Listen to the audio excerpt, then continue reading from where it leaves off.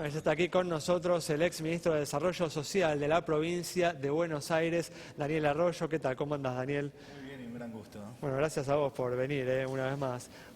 Daniel, ¿cuál es tu opinión sobre las medidas económicas, ¿no?, que ha tomado el nuevo gobierno en estas primeras semanas de gestión?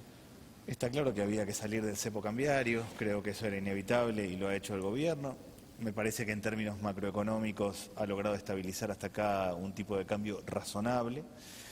Antes de eso aumentaron mucho los precios, yo aspiro a que no vuelvan a aumentar porque ahí sí la situación social se complicaría, pero me da la impresión de que encarado acciones macroeconómicas que eran inevitables, están faltando todavía las medidas sociales que seguramente se anunciarán en los próximos días. ¿No te pareció, digamos, que estas medidas hayan tenido algo de excesivo, ¿no? Porque, por ejemplo, bueno, en muchos sectores llamó la atención, ¿no?, la combinación de la devaluación con la reducción de las retenciones en alimentos que están en la canasta básica, como que fue, bueno, la conjunción, ¿no?, la combinación de ambas medidas, por ahí para algunos sectores fue excesiva, además trascendió por ahí las cifras, ¿no?, de la transferencia de ingresos que estas medidas implicaron, ¿no? Está claro que acá hay un desequilibrio, que hay una desigualdad. Está claro que cuando estamos hablando de la cuestión social y los 400 pesos para las asignaciones universal por hijo, la asignación por embarazo o la jubilación mínima, es muy menor si uno lo compara con el impacto de las retenciones o con el cambio en la estructura de precios que ha habido. Tengo la impresión de que debería el gobierno encarar nuevas medidas sociales en los próximos tiempos. Le tengo fe al Consejo Económico Social. Yo creo que si efectivamente trabajadores, empresarios y Estados se sientan, no solo para discutir salarios y precios, sino para pensar qué modelo productivo, qué áreas van a funcionar en los próximos tiempos, en dónde ponemos el eje en el desarrollo económico, la cosa podría andar. Me parece que hasta acá sí ha sido desequilibrado. Para encontrar un punto de equilibrio hacen falta otras medidas sociales que yo espero que se puedan marcar en los próximos tiempos. Pero es que estas medidas han tenido, por lo menos por lo que estás diciendo en estos primeros minutos, no han tenido un impacto tan grave en lo social en principio. No, lo que estaban básicamente eran esperadas por todos, por los sectores pobres y no pobres. O sea, uno podría decir, es claramente el proceso de devaluación más anunciado de la historia argentina. En ese plano me parece que no fue el clásico proceso de alguien se levanta y dice el dólar vale tanto y todo se desacomoda, porque todos entendían que eso iba a ser así. Creo que el aumento de precios ha sido muy fuerte. Me parece que diciembre va a terminar con algo parecido a un 3% de inflación o más. Sí, si algunos esperan más, y si tomás además la inflación de alimentos, ¿no?, que es la que más golpea a los sectores de menores ingresos, podemos estar hablando, alguien indicaba, ¿no?, que puede ser una inflación de 7% en diciembre la de alimentos, ¿no? Eso aumenta la pobreza automáticamente. Los sectores pobres ocupan el 75% de su ingreso en alimentos y transporte. Cuanto más salen los alimentos o si luego se aumenta el transporte, claramente la cosa se complica. Me parece que la ayuda o el paliativo que ha dado el gobierno es una buena intención, claramente, esto de los 400 pesos para 8 millones de personas. Hay que redefinir las políticas para adelante. Y definir las políticas para adelante significa tener una política de precios muy razonable. Yo le tengo miedo a la cosa del libre mercado suelto. Acá el Estado tiene que tener un rol regulador, tiene que acompañar y tiene que proteger a algunos sectores. Los jóvenes, las mujeres, que son las más complicadas para entrar al mundo laboral, son las que por lo menos deberían estar protegidos más por el Estado. ¿No te pareció tal vez excesivamente temeraria desde un punto de vista social esta apertura irrestricta del cepo, ¿no?, que bueno, que deja al gobierno en una situación vulnerable, ¿no?, contra ataques, contra corridas cambiarias, ¿no?, la posibilidad de subas importantes de la moneda, de la moneda americana, que golpeen los ingresos de los trabajadores? Sí, nosotros siempre en campaña, dentro del Frente Renovador, planteamos la cosa de los 100 días, porque había que primero capitalizar al Banco Central, había que generar confianza, había que armar otra regla y después abrir el cepo. Se hizo de otra manera, pero se hizo ya. El gobierno está jugando con los 400 millones de dólares que le entran diariamente por la liquidación de la soja, de los cerealeros. Bueno, eso está jugando, es como un proceso muy artesanal, muy al límite, muy con lo que sale.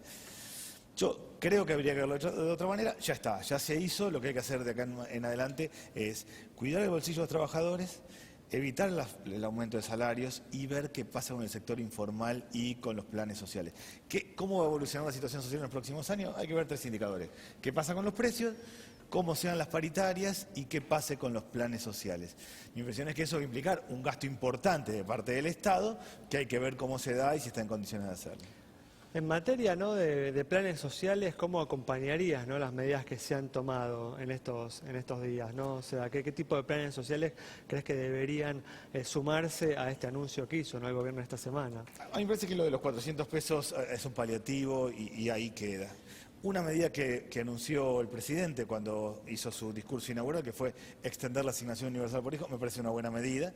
Hoy hay 3.400.000 chicos que reciben asignación por hijo, hay que llegar a 5 millones, me parece una buena medida. Yo creo que hay que crear el derecho a primer empleo. Para mí, lo más rápido posible hay que crear el derecho a primer empleo, que una empresa que toma un joven tenga una deducción impositiva durante 2 años, porque tenemos 1,5 millones de jóvenes que no estudian ni trabajan. Hay que meterse rapidísimo con el tema del crédito. Está todo el mundo sobreendeudado a tasas muy altas en los barrios, está pagando lo que no le entra y eso genera malestar social. Y después, a mediano plazo, hay que cambiar la escuela secundaria y armar otro mecanismo de empleo, crear un mecanismo para ver qué áreas productivas van a funcionar y cómo pasar a armar un puente entre planes sociales y empleo. Eso es si no encaramos esas políticas sociales, no va a cambiar la realidad social argentina. Bueno, la suba de tasa de interés además seguramente agrava el problema que estás mencionando, Claramente, ¿no? en realidad uno debería asumir que va a haber más recesión o que va a haber un parate de la actividad económica. Si hay tasas altas, va a haber menos actividad económica.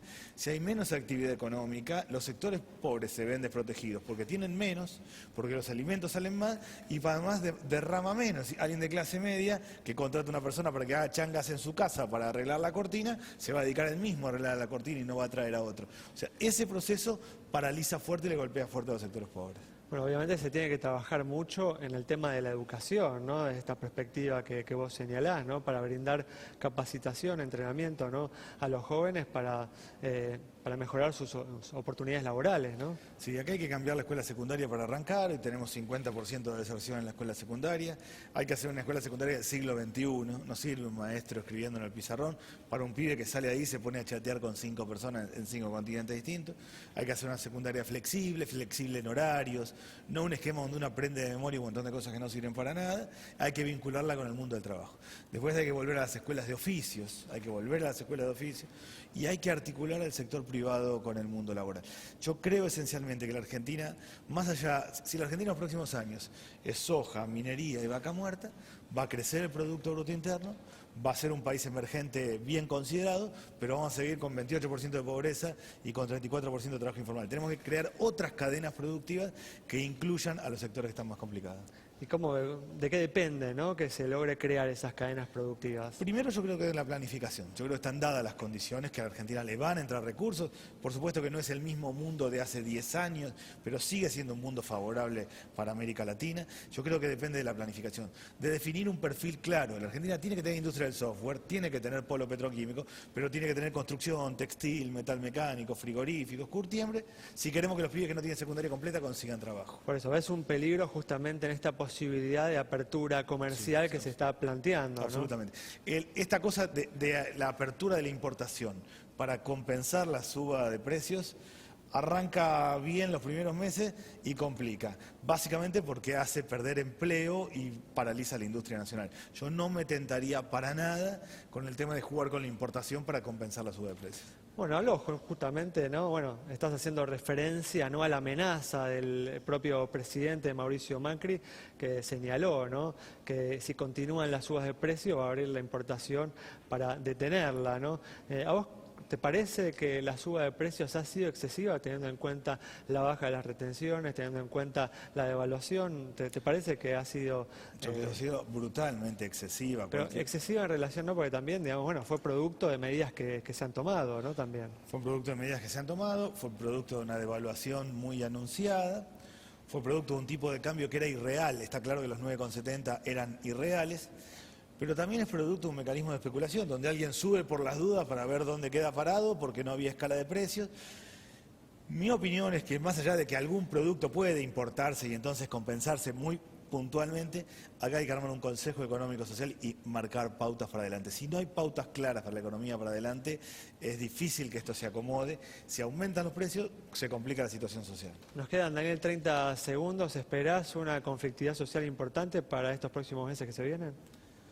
Espero que no. Para que esa conflictividad social tiene que haber problemas sociales, que son muchos, pero también la política tiene que meter la cola y tiene que complicar. Yo creo que el sistema político está apostando a tranquilizar, a no hacer olas, y entonces en ese sentido me parece que hay una conflictividad social focalizada en algunos lugares, pero no generalizada, excepto que la política cambie lo que hoy está haciendo. Muy bien, bueno, Daniel, muchas gracias por haber estado con nosotros. Nos Gracias. vamos entonces con el análisis de Daniel Arroyo, ex ministro de Desarrollo Social de la provincia de Buenos Aires, sobre el impacto social que han tenido las medidas que tomó el gobierno sobre alternativas para afrontar este impacto social y sobre las perspectivas por delante para este nuevo gobierno que ha iniciado su gestión hace muy pocas semanas. Nos vamos, nos reencontramos el próximo miércoles a las 20:30 aquí en Metro.